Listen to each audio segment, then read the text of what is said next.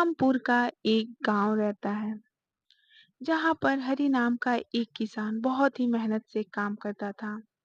दिन रात मेहनत करता था और हरि के घर में उसकी माँ दादी रहती थी।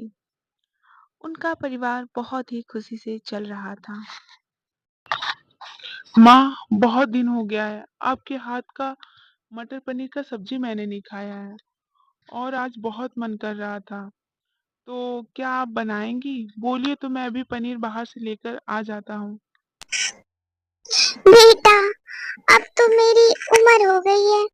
अब तो मैं तुझे यही कहती हूँ कि अब तू मेरे लिए एक बहू रानी ही लेकर आ, वही तुझे बनाकर खिलाएगी। अब मुझसे काम नहीं होता बेटा, अब तुम ही कुछ करो। हाँ हरी बेटा, हम दोनों की उम्र हो गई है। अब तुम्हें शादी कर लेना चाहिए। आखिर हमारी भी बहुत सारी इच्छाएं हैं। बहू को देखने का बहुत मन कर रहा है। नहीं माँ, आपको नहीं बनाना है मत बनाइए, लेकिन मेरा शादी करने का बिल्कुल भी मन नहीं है।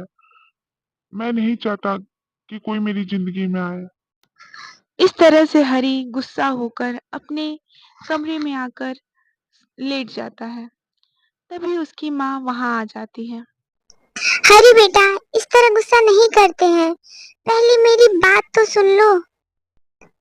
बेटा, मेरी उम्र हो गई है, आखिर मैं कितने दिन तक तुम्हारे साथ रहूंगी। एक ना एक दिन तो तुम्हें मैं छोड़कर चली ही जाऊंगी। और मुझे भी बहुत मन है कि मेरी बहुरानी मेरे घर आ जाए और वह सारा कुछ संभाल ले। वहीं दूसरी तरफ हरि के पिताजी के मित्र रहते हैं। वो भी एक किसान रहते हैं। तभी वहां पर हरि की माँ आ जाती है।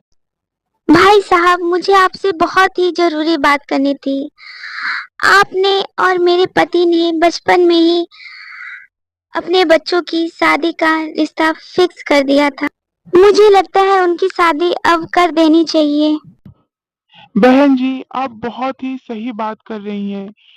इसी के लिए मैं आपके घर आने वाला ही था, लेकिन इतने काम की वजह से मैं नहीं आ पाया।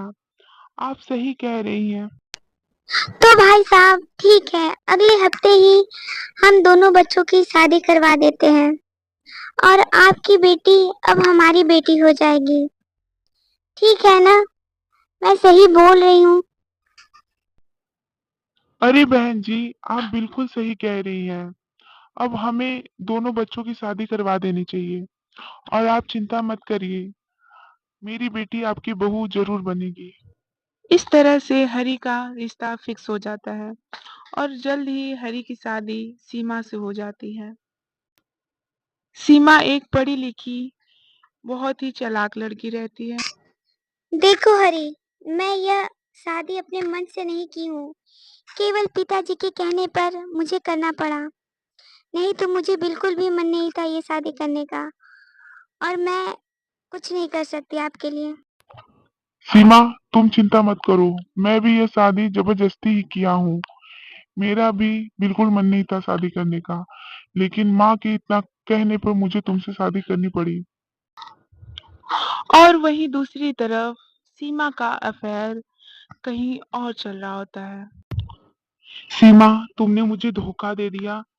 तुम प्यार तो मुझसे करती थी, लेकिन तुमने शादी किसी और से कर ली।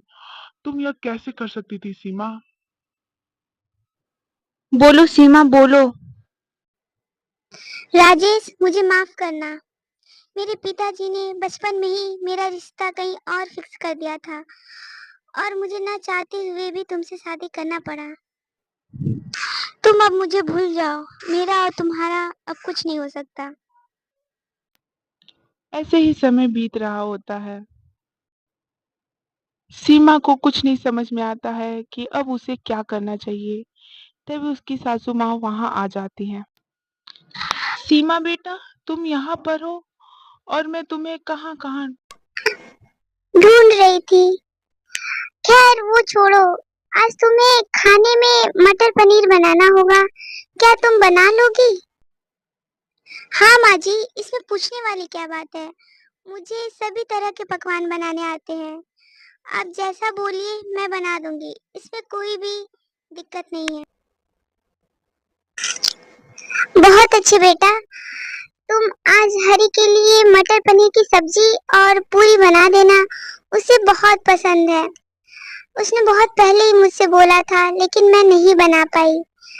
आज तुम्हें यह मौका मिला है। चलो मैं अब चलती हूँ, ध्यान से खाना बना लेना। हे भगवान, क्या मुसीबत आ गई है।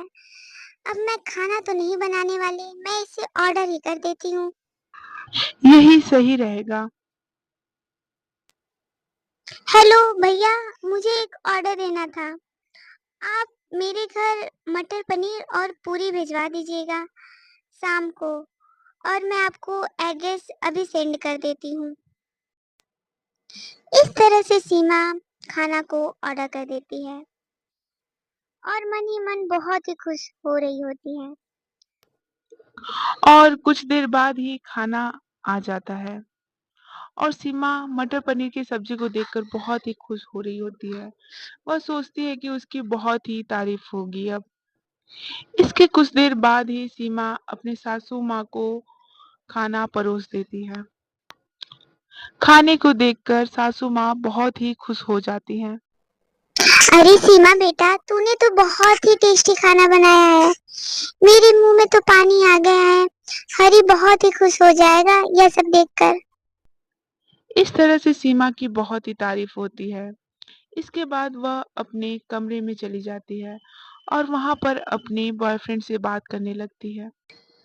और हरी पीछे से आकर सीमा की सारी बातें को सुन लेता है। राजेश, अब तुम मुझे परेशान मत करो और मुझे भूल जाओ। मैं तुम्हारी कभी नहीं हो सकती। मेरी शादी हो गई है अब।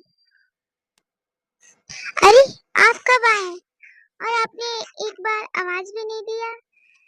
क्या हुआ, इस तरह क्यों देख रहे हैं मुझे? सब ठीक तो है? ज्यादा अच्छी बनने की जरूरत नहीं है। मुझे तुम्हारी सारी सच्चाई का पता चल गया है और अब तुम इस घर में नहीं रहोगी। कुछ भी हो जाए तुम्हें इस घर से निकलना होगा। मैं पहले ही तुमसे शादी नहीं करना चाहता था। वो तो मेरी मजबूरी थी, लेकिन मैं और अब तुम्हारे साथ नहीं रह सकता। इस तरह से हरी सीमा को घर से बाहर निकाल देता है। ये अपना सामान पकड़ो और अपने बाप के पास जाओ। तुम्हारे लिए इस घर में कोई भी जगह नहीं है। मैं ऐसी औरत को अपने साथ कभी नहीं रह सकता। चली जाओ यहाँ से।